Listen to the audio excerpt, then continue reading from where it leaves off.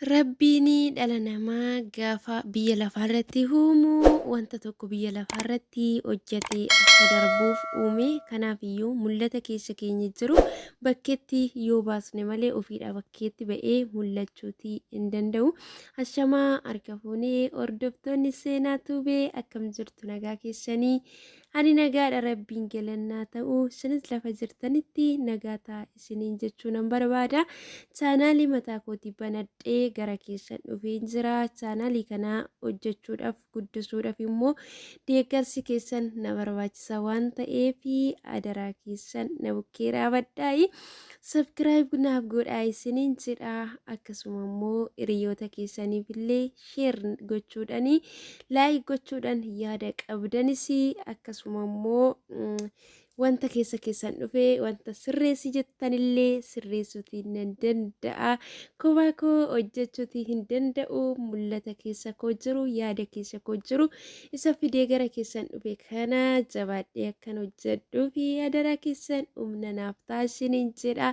Nuti waluma qabna, nuti yoo wal guddifne malee eenyuyyuu nu guddisuutii hin danda'u isiniin jedha. Kanaafiyyuu mana kanaa jalqabeera, walumaan guddisnaa isiniin jedha. Kophaa koo mana kana ijaaree guddisuutii hin danda'u isiniin jedha. Kanaafiyyuu hordoftoota koo adaraa keessanii na jajjabeessaa isiniin jedha. Sinuma abdadheetiin gara keessan kana dhufee isiniin jedha.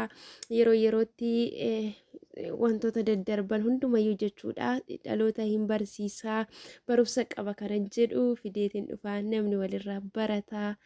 Hundumti keenyayyuu jechuudha akka wal barsiifnuuf, akka yaada qabnu waliif qoodnuu fi rabbi biyya lafaa kana irratti nu uume. Kanaafiyyuu na jajjabeessadha isiniin jedha. Mixii wal qabattee gaara baatii jedha Oromoon gaafa mammaaku.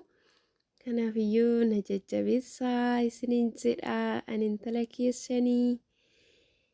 Hamma viidiyoo biraatiin immoo deebinee walitti dhufnutti nagaan na eegaa. Kanammoo akkasin amilee guutuudhaan gammachuudhaan akkasin na simattanii abdiin qaba isiniin jedha.